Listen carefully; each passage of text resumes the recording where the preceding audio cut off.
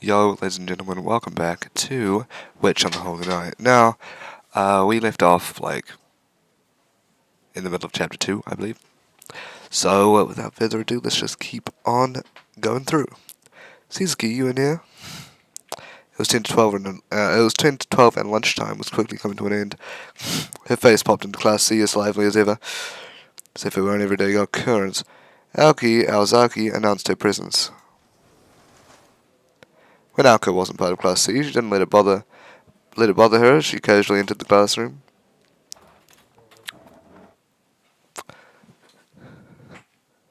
In contrast, the baby birds who had been so noisily chirping while eating lunch quickly quieted and began to rearrange their seats.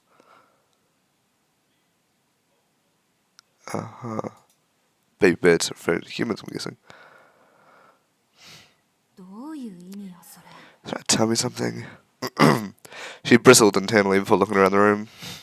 Not seeing the male student she had come here to find. He hardly stood out, so she thought he might be hidden in a corner somewhere, but that appeared to not be the case. Do you know have any idea where Suzuki from C12 is? Aoko kept her tone professional.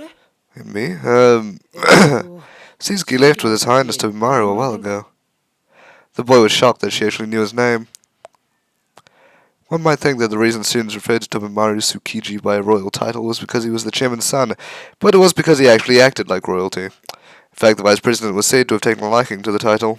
He's with Tobimaru? Are those two friends or something? She seemed surprised. The class seemed surprised at her surprise.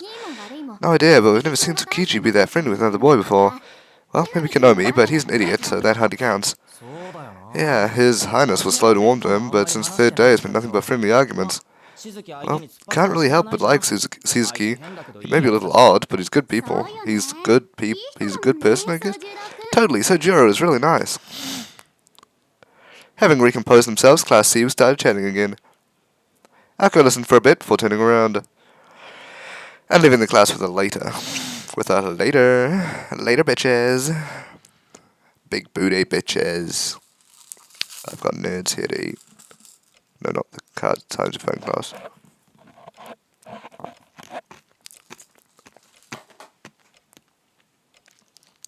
Also, Sojiro talk finished as quickly as it had started. Lunchtime was coming to a close in the student council room.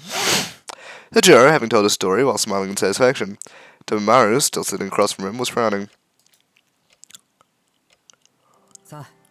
So, what do you think? Sojiro told his yarn as best he could. Tobimaru fingered his brow as if he was angry or concerned. Sonoji, are you trying to make fun of me? What advice? Leave that to those smart people, huh?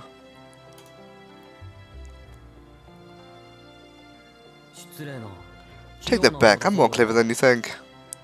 His response only confirmed Tobimaru's suspicions. It had to be one of two possible conclusions. That what Sojiro had just told him was true, or that Sojiro was so tired that he must have been hallucinating at the time. Tobimaru sincerely hoped it was the latter. To be honest, Sojiro, you're growing on me. Anybody that never lies can't really be considered human. So for a misanthrope like me, I suppose you could say it's easy to like you. But if you're going to stick to your dumb story, I'm not sure what I'm going to do for lunch starting tomorrow. I might just eat in the cafeteria. Hearing the suggestion, Tobimaru's face darkened. Okay, I'll spell it out for you. You're hallucinating. If you still insist you saw a ghost, I'd be more than happy to introduce you to a good psychiatrist. So that's you're taking it. Good to know. As bitter as Tobimaru's words might have sounded to most, Sojiro swallowed them whole. I had figured as much. Sounds like a tall tale to me too. I was starting to wonder if it was normal for that kind of thing to go on in the city, so I wanted to hear your opinion.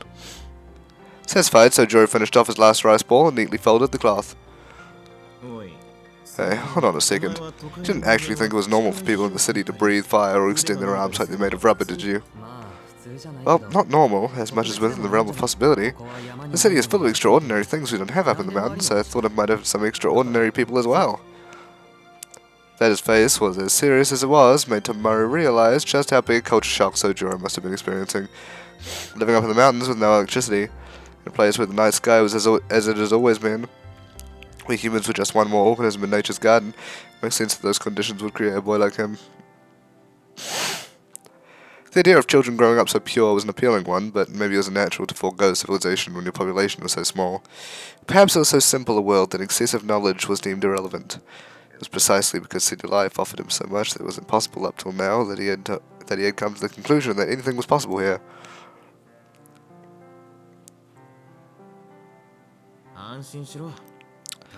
Relax, the city might have its share of shady guys, but none of them are magicians in disguise. I hope you're right, I think they are, by the way. But Sojiro seemed unsure. On Tobimura's part, there were things in Sojiro's story that he found hard to swallow. Whether true or not, the incident Sojiro had described was disturbing. What had he described? I can't remember. If he even said. For the time being, let's assume what you say actually happened. That would ultimately mean that one of our school students killed someone in the park last night and that neither of the parties involved were normal. As a newcomer to town, Sojiro assumed that everyone his age was a student at this school. For better or worse, he was right. One of them was equipped with a flamethrower, while the other had a naginata, or at least a bladed weapon resembling one that was a good few feet in length. Sojiro bobbed his head up and down as he listened to the disbelief in Tobimura's voice. Hearing it repeated by someone else, he could see how someone might think he was taking them for a ride. Look, I'm not crazy. It really did happen like I said. Give me straight, Sojiro. You're pulling my leg, aren't you? No, I'm not. But I get it. There's no one in the city who can do that, right? No, I was probably just hallucinating, like I said. Working part-time while studying for exams has been pretty trying. Winter break was just around the corner, and the end of term exams were but a week away. Both were proving formidable opponents for Sojiro. I don't even know the basics, so I need to study twice as hard as everyone else. I mean, anyone would start to lose it if they did nothing but study, right? I wouldn't say you're losing it, but you're definitely pushing yourself too hard. Maybe cut back on work a bit until the exams are over. I've tried to cut back, but a lot of people take off at the end of the year, so they often ask me to fill in for their shifts. He shrugged helplessly. It was obvious from his words that he'd been busy. Even if he was not going crazy, lack of sleep could have caused him to daydream, even if the soul did go down in the middle of the night. Sounds tough. Yeah, city life has been exhausting. Sojiro nodded with a pained look on his face. What was strange, however, was that he did not look the least bit tired. I'm impressed you never complain about it. You always look like nothing bothers you at all. That's just because it isn't bad enough to bother me. As he answered, Sojiro looked up at the clock on the wall. Lunchtime's almost over. Tomorrow at the time. Really? It's that late already? You can go on ahead, I still have things to do. Sojiro watched as Tomaru made a gesture that seemed to lament the life of a student council member. His eyes looked as if they were looking at a piece of art and not understanding its value. I'm jealous that you can just skip class whenever you want. Would have thought you were a stickler for the rules.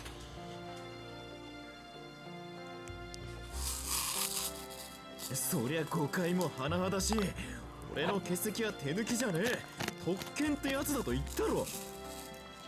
just got nerds, by the way, guys.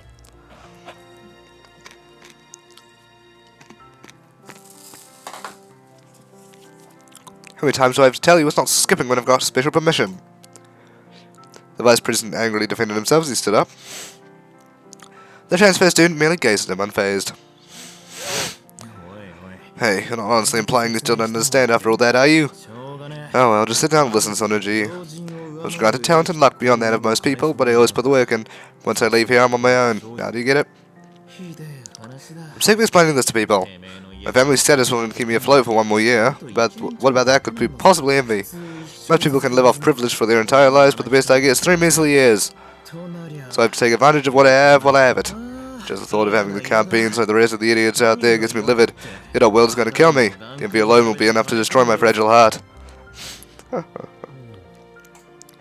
While he must have been joking, Sojiro took his tone to be completely sincere. He listened as he envied Tobimura's ability to be so open about his feelings. From his frame of reference, there was nothing he could do but take Tobimura for his word. If you're looking to extend your privilege, why not stay in school? I'd be more than happy to arrange that for you. The door to the student council room flew open, washing away Sojiro's half-hearted responses to his friend. This frosty statement destroyed the warm atmosphere of the room. It also marked the abrupt end to Maru Tsukiji's reign there. No, it doesn't mean that our dreams are something we take hold of ourselves. Really? Then why not spend more time on that than this pathetic display? To you all the way down the hallway, Mr. Vice President.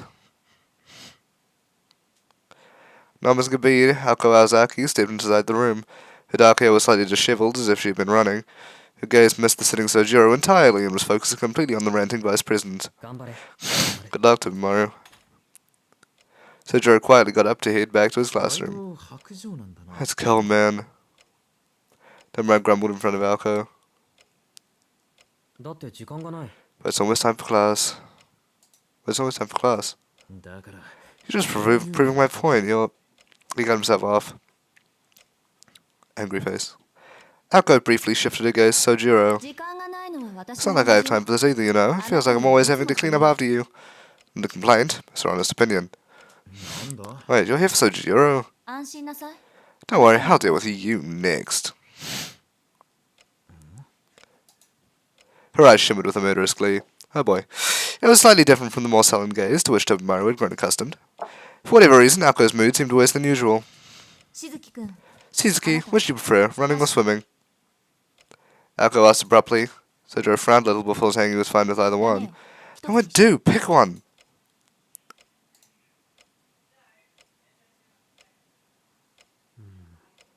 Swimming, I guess? Why do you ask? あなたがまだどこの部 Because you still haven't joined a club. A succinct reply, I think. One that left no room for Sojiro to object. うちの校則読んだわよね生徒はただ一人の例外もなく Well, that sucks. I'm so glad my school doesn't do that. You've read the school regulations. All students must participate in club 正 activities. 直どうか I'm と not the 思う biggest fan of it 校則だけど myself, to be honest, but a rule is a rule. そんな無茶な That's crazy. How could I possibly find the time for that? でしょうね How indeed. An equally terse response. She was typically to the point, but Tobemaru got the impression that she was expressly trying to keep her interaction with Sojiro short. It was her shooting fire in the park. Must have been. They stared at each other in silence. Tobemaru stood breathlessly silent on the sidelines until Sojiro broke the impasse. Impasse? Impasse? Impasse? Or 青 something. 崎は分かってると I thought you of all people would understand, Ozaki. いや違 I mean, う of course you do. Hmm. That's what makes you strong. Sojiro stood up from his seat. He walked past Alco and into the hallway. 明日か You ら mind if I start tomorrow? しずきくんがいいならね Whatever works for you. He did his best to force a smile before leaving the student council room.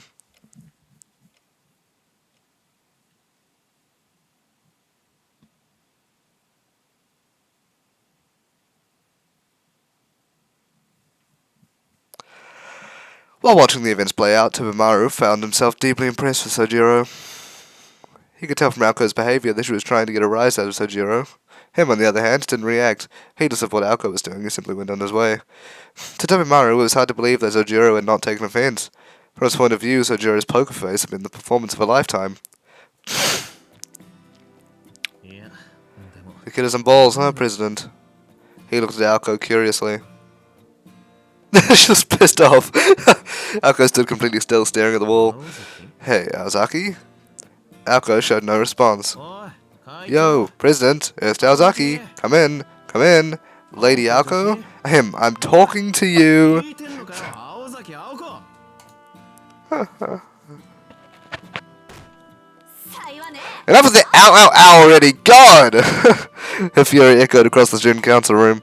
It was a beautiful sound that could be heard into the hallway and made Tobemaru's round merely a pale in comparison. やかましい Look who's talking with this megaphone! Perhaps his shouting was still ringing in his ears, or he was just the type to answer a shout with a shout, but he shot back reflexively. No wonder you can't get a boyfriend. Do I have your attention now? 別にあなたの声は The day before, I was just ignoring you because you were annoying me, and I thought it'd be easier than getting you to shut up. てめえな Got some nerve? Am I a mosquito to you? コミュニケーションが A mosquito would offer better company, so no.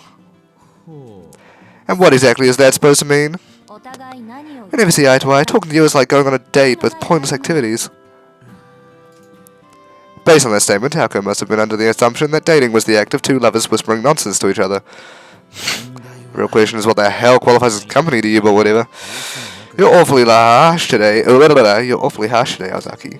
Maybe a little. This isn't exactly the time to make nice. 不思議だ Funny you mention that. I haven't seen you try to be civil at all in the last 2 years. 飛び乗りのいない時に振りまいて Oh, I'm always civil, just not when you're in the same room. そうかよ So that's how it is. You're so upset with me for what happened, aren't you?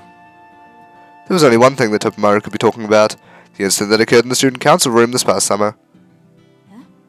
Huh? 随分と Isn't that ancient history at this point? そんなどうでもいい Don't you think you should stop wasting brain power on this? We've got so few brain cells to work with as it is. As the conversation wore on, Ako's murderous aura began to fade, and her sharp gaze gave way to a calmer demeanor rarely seen from her. It was quite possible that nobody besides Tomoe had ever seen the side of her at school before. ご忠告 Thanks for the concern, Psych. Thanks for the concern, Psych, and for the record, it's not like I want to relive it either. It's just when Sonoji was being an idiot earlier, it kind of reminded me of how it went down. Come to think of it, this is the room it happened in. Despite his ranting, his face betrayed a touch of nostalgia. Alco, on the other hand, was scowling. ちょっと待って Hold on. あの話 Didn't tell me about what happened, did you? おう Sure did. At least, how you mocked my candidacy for president and told me to my face had sidekick written all over it, and the power I took the bait and tried my damnedest to punch you for it. Alco let out a sigh, as if relieved that Tomoe had not told Sojiro the rest of the story. Even she wasn't sure why. あれは確かにびっ I'll admit that was quite a punch, though. It wasn't enough to make me react on reflex. そうだ Did I really say that, by the way? 言った Sure did. Not only that, after I was taken to the infirmary, you had the balls to tell me you did me a favor by forcing me to be your number 2. Since that day, Tomoe had served as the vice president to the person who'd usurped the role from him. いいけどな It's fine, though. The president's chair doesn't suit me anyway. I'm much more at home as the vice president. The job would have probably turned me into my dad. プライド高い分でき Your prize never allowed you to give anything less than your best. Might be a little too comfortable on the student council, though. Makes me wonder how you would have looked as an honor student. やめてくれ Don't even go there. Even thinking about it gives me the creeps. Having one wolf in sheep's clothing around here is bad enough. Tomoe shooed Alco away like an annoying pest. It's a typical example of the crude verbal abuse they exchange on a daily basis, with a wittiness that only two long-time foes could manage. で So, why did you tell him? は Tell who what? 半年前に Why did you tell him what happened between you and me? ああそっちか Oh, that. I was just trying to put a stop to the nonsense he was spewing, and he stopped himself before he said any more. He knew better than to let slip the fact that Sojiro had a thing for Alco, and when you guys didn't sell each other out like that, even if it was all, in truth, a misunderstanding. それより Anyway, what the hell was there before, Ozaki? Some grudge you've got against Sojiro. 7日以上前の Oh, some princess who goes around holding grudges for something that happened over a week ago, you know. He wanted to retort that she was more like a queen than a princess. But he'd come to know her too well over the past 2 years to dig himself into a hole like that. 恨みはないね Okay, so why'd you pick a fight with him? 確かにちょ I mean, he does throw you off when you talk to him, but there's not an evil bone in his body. おい待て Wow, why are you looking at me like you just stepped in a turd? 別に Oh, no big reason. Hearing you say that, I was just thinking that I've never met such a despicable person in my life. まあいっか Well, whatever, so he's a good guy. That makes him the perfect person to pick a fight with. Nobody else would do it, the job falls to me, right? She said casually, having regained her composure. しないとね You just can't help yourself, huh? Tomoe could not follow her reasoning at all. Tomoe was used to Alco's erratic trains of thought, but hating Sojiro for no reason seemed needlessly cruel. His friend's naive and innocent face came to mind, and then he blurted, けど But Shori's taking a shine to you, Ozaki. How can you hate him knowing that? His bout of silence had lasted not even 2 minutes. いや What I meant was, yeah, taking a shine to doesn't have to mean that, but in this situation, they're probably going to misunderstand and think he meant that. Because that's what happened to Neme. He tried to take it back, but it was too late. She had heard his words loud and clear. All they could hope for now was that she would take it well. そりゃそうでしょ I like what I like and dislike what I don't こ like. ればかりはね Just because he wants to be friends doesn't mean I have to suddenly like him. Stone Cold Alco. Tomoe found himself filled with indignation at how detached Alco was being. いやそんなお友 Don't you get it? This isn't just about friendship. That doesn't mean he only likes you either. But when I say that Sonojo really has a thing for you. Bro, you're not supposed to say more. He shouted, his face the embodiment of sincerity. Bro, Alco gave him a blank stare. Yeah, quite. She doesn't give a fuck, bro. It was the face of someone who had lost their wallet hours earlier and was only just realizing it now. The first instant of doubt that ushers in the reality of the situation. Oh shit. By an instant is all it was. So what? She answered coolly, as if she had no idea why it should matter to her at all. 出てき So what? Were you born in hell? I'll assume you didn't hear me, and I'll say it again. Sojiro. Tomoe gave up any pretense of masculine solidarity and fight back hard. いいわよそんなの Don't bother, I couldn't care less. She ruthlessly cut him off. Thinking of the boys who still harbored unrequited love for Alko, Tobimaru tried hard to come up with a name befitting the demoness in front of him. なるほどね。 Now I see. That's why he told him about our little incident. へえ。 Who could have thought His Highness could be so considerate to his friends? ってことは、 But you also told him all the nasty rumors floating about me too, huh? She laughed as a fiendish smile adorned her face. Tobimaru repented to God, whoever and wherever he or she might be, for ever bringing up Alko's love life. 飛び丸にしちゃ正しい。 You did the right thing, Tobimaru. Now be a good little vice president. Tell me every single thing you told him. She was smiling, but Tobimaru wished she'd at least try to hide the bloodlust. 代表作と Just two things, really. The story most infamous for, and what happened in this room. Alko nodded with satisfaction as she listened to Tobimaru's hesitant answer. こういう時、 Rumors like those can come in handy sometimes. You can use them to chase off annoying people. Just be careful who you tell, okay? Had this been in writing, the chillingly sweet tone of her words could have been signed with a heart. Whether angry or happy, Azaki spoke in a disturbingly cute manner when she was in a heightened emotional state. Tobimaru took note of this new discovery, aware that it did nothing to get him out of the situation. ああ、俺 Don't worry, I value my life, so I'll shut my mouth. けど But Azaki, do you really hate Sojiro that much? He knew that it was a topic he would be better off avoiding, but he tried asking anyway. The bonds between men, at times, shine more beautifully than a pearl. あ Well, I might not like him, but that doesn't mean I hate him. ーっていうわけじゃ I'm not even sure why I feel the way I do. だからダメなのね。 Which is probably the problem. Perhaps to placate Tobimaru, Alko paused in contemplation before she answered. Given a moment without immediately burning a response meant that not even he could complain. そうか。 I guess it makes sense. 何しろ As much as emotional arguments can make sense, there's nothing I can do if neither of you understand why you feel the way you do. Thinking that it would be the end of it, Tobimaru looked up toward the ceiling and silently apologized. However, his final sentence appeared to have piqued Alko's interest. Wait, what do you mean by that? Her faux chair had vanished. Failing to pick up on this, Tobimaru answered nonchalantly. いやあいつ Oh, nothing. It's just that Sojiro also said he wasn't exactly sure why he liked you, or more like, there was no particular reason for how he felt, I think. Tobimaru was still in disbelief that Sojiro had been charmed by Alko's appearance, so he purposefully left that part out. 理由はない。 He said he likes me for no reason.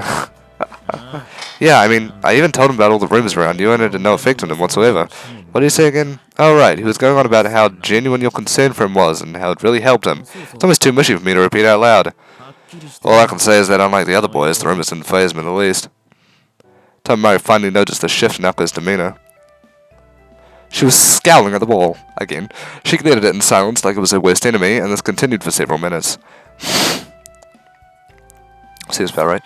What the hell is that? I don't shake the feeling I've heard all this somewhere before. So grey was her ire that the gnashing of her teeth was audible. The irritation seethed until it reached the point that Alko forgot Tobimaru was even in the room.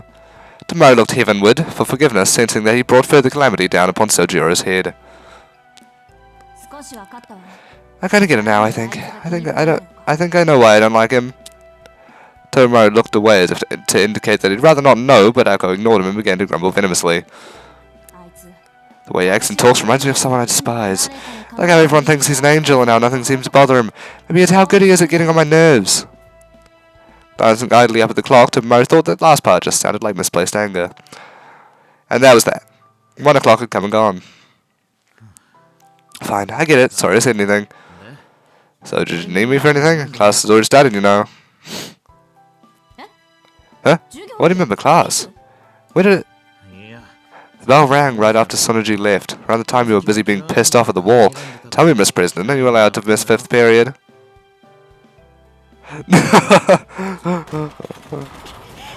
Of course I'm not! Why didn't you say something? She looked like she was on the verge of tears as she shouted and pulled his necktie. Tobimaru raised his hands in mock surrender, a gesture reserved only for the true victor. 彼女もエレガント Consider this revenge for saying I was worse than a mosquito. Hopefully I've learned your lesson, O hellish demon who feasts upon the hearts of men. あい。 You're so petty, you know that? You're supposed to repay insults with insults, you coward! She tightened his necktie around his neck with a yank. The Vice President smiled a thuggish grin, as if her reaction made his victory that much sweeter. It's no secret you're heading to Remedial Classics, and I don't have to tell you who teaches Class A during 5th period. Old bad Fujishiro is going to have your head. Fujishiro had one of the longest tenures at the school, so it was only natural she would be in charge of teaching classics. This is where you stop yanking on my tie and haul ass to your classroom. Won't even try to stop you. Am I not merciful? Damn it all! I can't believe you of all people pulled one over on me! Just die already! She choked me in harder with his necktie. As Aqua put words into action and mercilessly strangled Tomorrow, he saw his life flash before his eyes. Yeah, wait! Stop! I'm gonna die! It is too late! Do you want to make you absent? Aqua glanced over the clock. Yes, sir, only 1:07. Her route was from the student council room on the second floor to the Class A classroom on the third floor. If she ran, she could make it. いいの拾ったわね。 I'll let you live tomorrow, this time. Aqua clicked her tongue disappointedly. What disturbed Tomorrow was that it didn't sound like an empty threat. あと放課後、ここ Be here after school. I actually do have something I need you to do.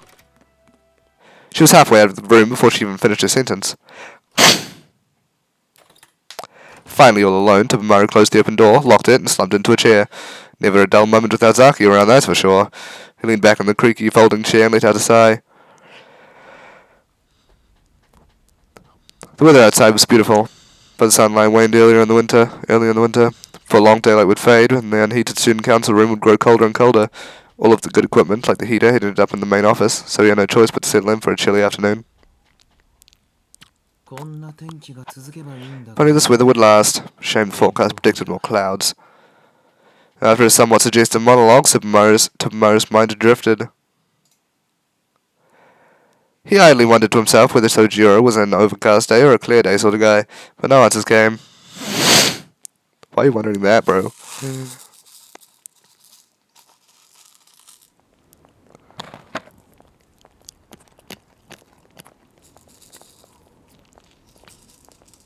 Oh.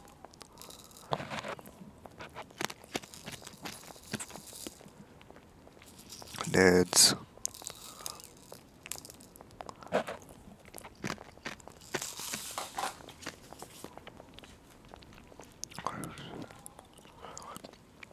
The school day was over, so Jiro headed straight to his job. While the school had approved his jobs at the Chinese restaurant and fish market in Misaki's shopping district, there was other work he hadn't mentioned to them. It was not because he knew that they would complain at him working too many, but rather because of the illicit nature of one job in particular. Oh boy. Bro's a porn star. Today's workplace was a pachinko parlor in front of Yashirogi Station. So Jiro changed out of his school uniform and into a black faux tuxedo uniform, then began cleaning the storefront. Yashirogi was the jewel of Misaki City, a busy place with a vast assortment of commercial centres and shopping arcades. Where there were people en masse, there were products made en masse. A romantic might describe it as a place of joy. A realist would note the free enterprise, and a cynic would point at all the garbage. Local authorities had attempted to beautify Yashirogi, but there was one basic tenet of society that could not overcome. This establishment was the embodiment of that rule. Businesses such as this attracted the dregs of society, and as such the front of the parlour had to be cleaned several times a day. So Jiro stood outside in the winter cold, sweeping the used-up cigarette butts, picking up discarded flyers, and tossing empty cans into the trash. Something about it must have reminded him of mountain life, because he cheerfully finished the job with ease. After making sure the storefront was acceptably clean, he returned to the inside of the parlour, where it was nice and warm. Blinding lights, deafening sounds, and the oppressive odour of tobacco assaulted him as he passed through the parlour on his way to the office. Boss, I finished cleaning outside. Good job. I've got something else for you. Could you go check on the customer on machine 40 on the second floor for me? I have a hunch you might be cheating. His boss is a good-natured man who used to work a desk job. The reason he employed someone like Sojiro, even though he was clearly a student, was not because he admired him for working his way through school. It was because all the other employees were scary and intimidating, and he wanted at least one employee who was not. Are you sure? I still haven't cleaned the toilets. It's fine, it's fine. She's in the security camera's blind spot, so we have no way of confirming whether she's up to no good. I want you to go because you've got a sixth sense about these things. Go check on her, will you? And that's how Jiro put away his cleaning equipment and headed upstairs. Cheating. Ooh. It was a typically large-scale pachinko parlor with 2 floors. It prided itself on being a local establishment that was satisfied with taking the locals' money little by little without resorting to more exploitative means. But regardless of the parlor's intentions, its customers were not so scrupulous. Among them were casual players, professional gamblers, and cheaters looking to profit by exploiting whatever loopholes they could find. Of particular prevalence was a device developed in the mid-80s that could disrupt a machine's circuitry from the outside and make it much easier to get what was called a 777 jackpot. As much as the parlor wanted to deny these cheaters entry, it needed to present hard evidence of cheating or risk losing customers. Particularly in the service industry, innocent until proven guilty was not a rule taken lightly. As a result, they could only punish the customers they caught in the act. Such cheetahs were known as Gotoshi, a slice of society which Sojiro knew nothing about. What he did know was that they were inconveniencing his employer and violating their rules. He went upstairs. The radio and game machine sounds on the second floor were quieter than the cacophony downstairs. There were 100 game machines on the ground floor and over 80 on the second. While there were some empty seats here and there, it was a solid evening turnout. The machine mentioned by his boss was in the center aisle. Sojiro nonchalantly leaned back against the wall and watched the customer hit the jackpot over and over again. The second he saw her, his gut told him that she was not cheating. He still was not sure what made someone a master swindler, but if it meant they were special, this woman certainly fit that description. It was almost as if he could feel the luck emanating from her. As the customers looked on, she silently turned the handle again and again. Is it who I think it is? We'll see. She appeared older than Sojiro. She wore a green, form-fitting, one-piece dress. A pair of stockings covered her legs. Her slender legs were gracefully crossed, and her elegance suited a painting better than a casino. Her dark reddish hair was cut short in a bob, perfectly framing her stylish spectacles and crimson lips. Truth be told, something was off about this picturesque beauty, ringing the jackpot over and over again. 4 boxes worth of pachinko balls sat at her feet, and her winning streak showed no sign of abating. She looked bored as her slender porcelain fingers lifted a long cigarette to her lips. Feels like I've seen her somewhere. Just as that thought crossed his mind, his gaze turned toward the wall and Sojiro. Holy shit, that was terrifying. Suddenly a chill ran down his spine. He reflexively covered his mouth to keep from shrieking. It's her, the woman from yesterday! Acting on pure instinct, Sojiro took off running. He headed straight downstairs, desperate to not be on the same floor as her. He would have run straight out the door, but for his obligations to his job. Boss, I'm leaving early and the person upstairs is fine. He tried to keep his composure as he spoke, jamming his uniform into a paper bag as he ran out of the parlour. Oh shit. Cloudy weather brought the shadow of night over Yashirogi as he ran through the shopping arcade toward the station. He shot up the long staircase like an arrow, quickly pulled his train pass from his wallet and passed through the ticket gate. The ticket gate was crowded with people standing around, walking and talking. The station attendant by the automatic ticket machine had an unpleasant look on his face. There was now a familiar, comforting hustle and bustle around him. Just another day in the city. Nothing like what he witnessed the night before. Phew. He finally breathed again. A momentary rush of relief brought him to an abrupt stop. He nervously turned around. There was no way the dangerous individual could be behind him. Wait, why would he even... He couldn't even think of a good reason why he'd fled so desperately. As far as he could remember, he hadn't even seen the threat's face long enough to form an opinion about her. Sojiro gave himself a good slap on the cheek to pull himself together and quickly made his way down to the platform. Unfortunately, the next train was 10 minutes away, and panicking would do him no favours, so he quietly found an empty seat and sat down. Took another deep breath. He was surrounded by people waiting for the train just like he was, and no sign of anyone pursuing him. His head finally cleared up, and he assured himself that he was overthinking things, though he was surprised at how heavy his shoulders felt. Just tired, I'm sure of it. I know my own body best, after all. Sojiro sighed at his greater than expected fatigue. He had certainly struggled since coming down from the mountains, but in retrospect it could have been worse. Physically, he was probably holding up fine.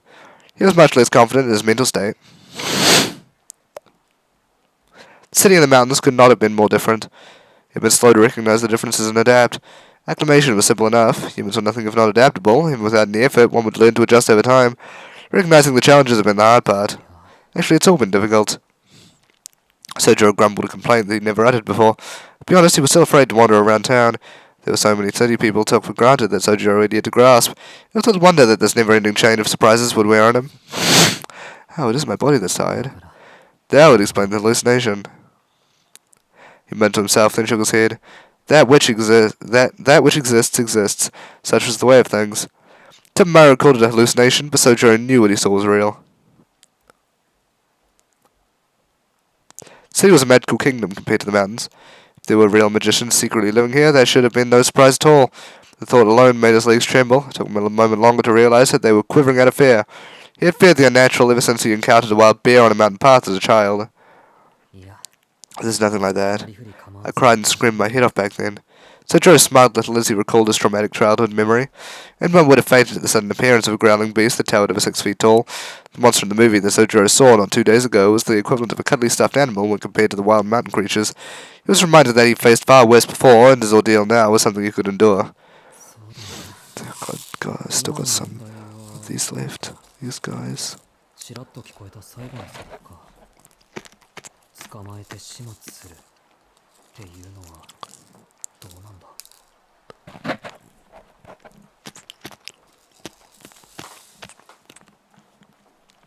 That's right, the problem now is, what I heard someone say at the end, what's cash and lemonade supposed to mean? At face value, the meaning was obvious, but the implications were simply too frightening to contemplate seriously. Perhaps he had misheard the words, or perhaps the speaker had misspoke. The law of the city means someone will deal out punishment eventually. Even as he said it, the idea didn't feel quite real. It's hard to imagine that it applied to him. So Joe breathed in and closed his eyes. His vision dimmed, putting the illuminated cityscape out of sight and out of his mind. For now, he resolved to put last night's events behind him. When he opened his eyes, his breathing had calmed. I wonder, what happened to Tepamaru when he tried to hit Ozaki? The question suddenly popped into Sojiro's head. He decided he would ask next time and stood up from his chair. A long streak of light blazed by, announcing the arrival of the next train.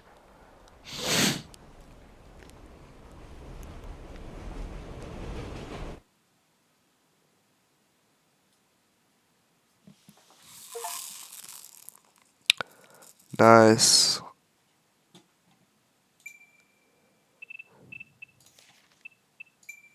We have arrived at the end of that chapter.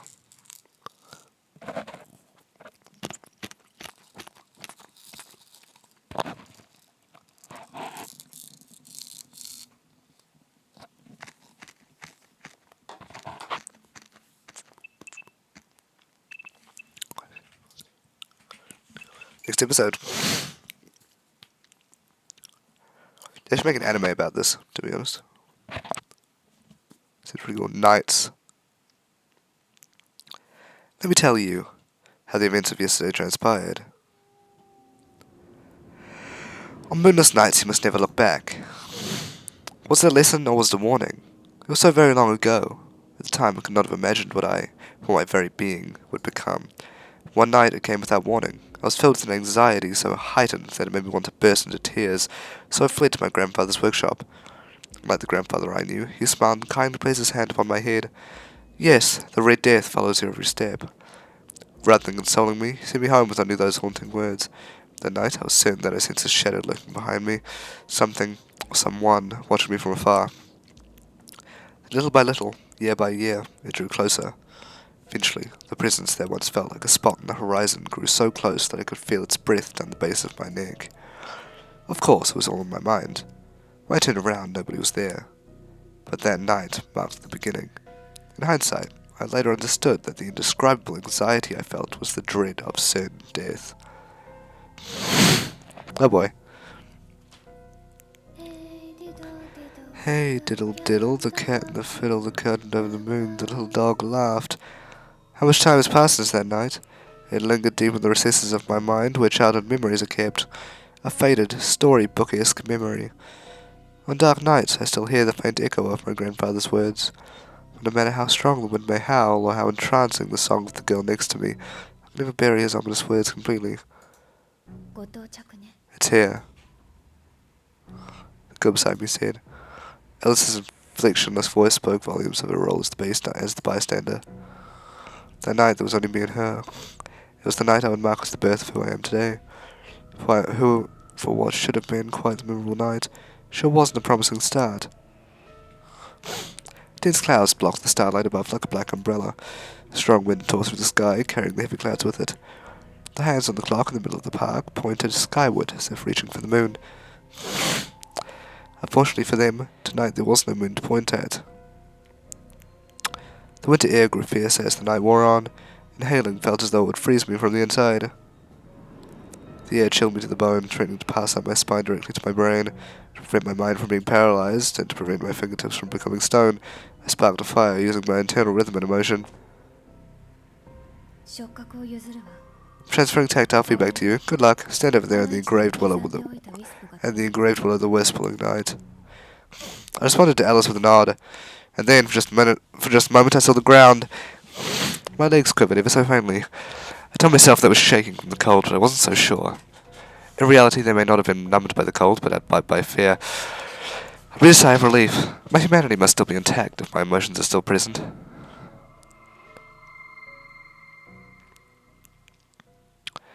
Before I could sink into a pool of my own sentimentality, the sensations from the bounded field flowed from Allison to me. A transparent wall covered the entire park, an unrecognizable carpet rooted deep under the earth. Alice Cronge's chants of the Mother Goose fairy tales permeated the night.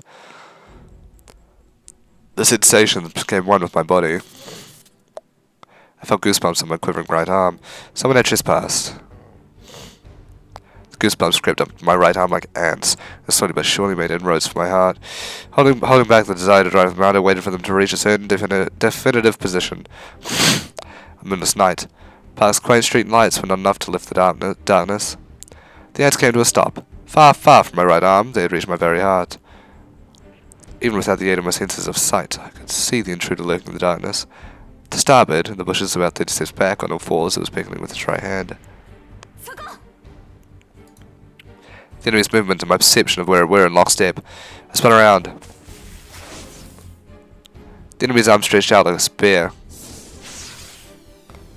This lethal weapon aimed at the back of my head brushed my hair at breakneck speed. With the omniscient awareness granted by Alice's ward, I managed to avoid it by the skin of my teeth. What the hell's happening? My hair fanned through the air from the violence of the attack. The strike grazed my cheek, and I felt a small, sharp pain. It felt like the kiss of death. Whoa. I switched the flow of my body's blood to a different cycle. Really? How do you do that? The blood running through my veins at a few feet per second transmuted into an imaginary element. My body became a single circuit, and my heart transformed into a completely different engine. Within me stirred an unknowable motion of immeasurable heat, something mystic yet untapped by humankind. That made me who I am. It was the fire of life behind all miracles and fables. What we mages called magical energy. Connecting. I turned around to see the enemy in my size and held up one hand. My arm was the agent of my will. My lack of experience meant my magecraft would only be possible with the use of vocalizations and gestures. Magical formulae were engraved all over the park. All I had to do was ignite them. I needed to direct the flow of the magical energy within my body into each formula. Typically, a mage acts as a conduit, whether wired or wireless. The mage simply pours magical energy into the formula. Releasing this energy in the form of a projectile, stream, or any number of other methods would usually suffice, but in my case, it was the feeling of my limbs whipping out. Whoa. Burn!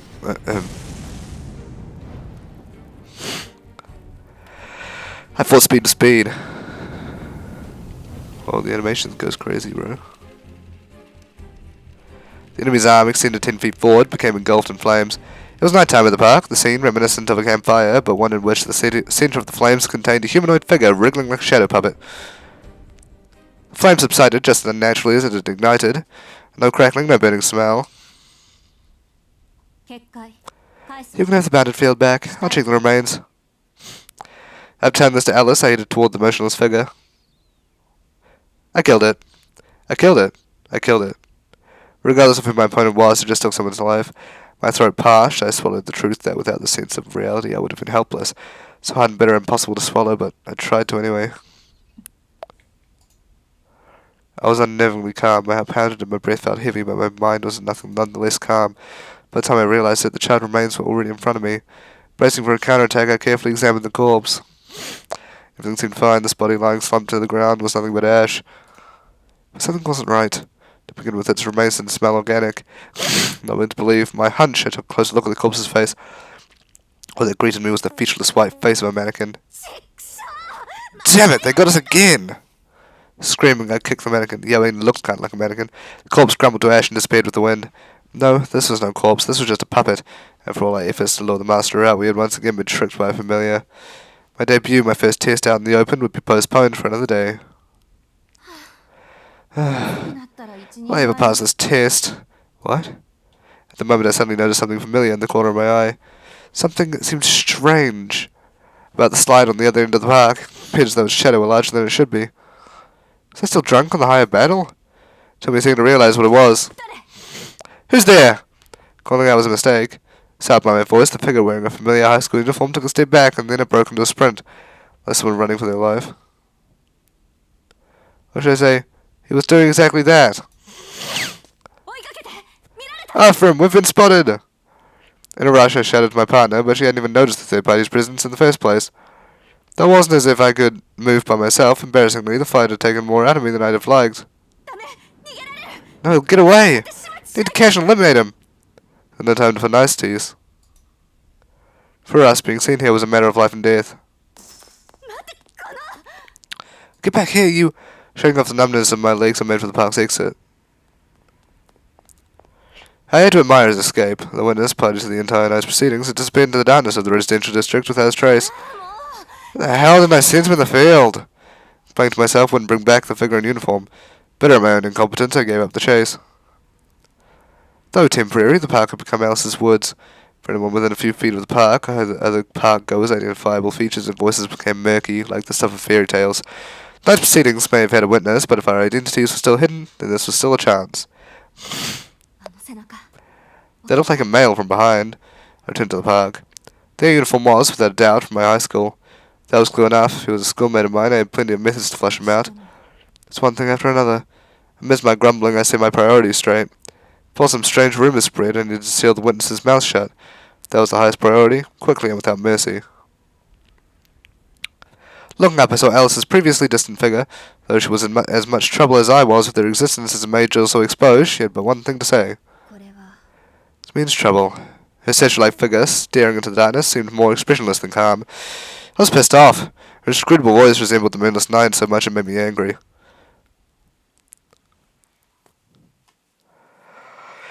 And he explained, oh wow, that's the end of that episode. Wow, that was a short one.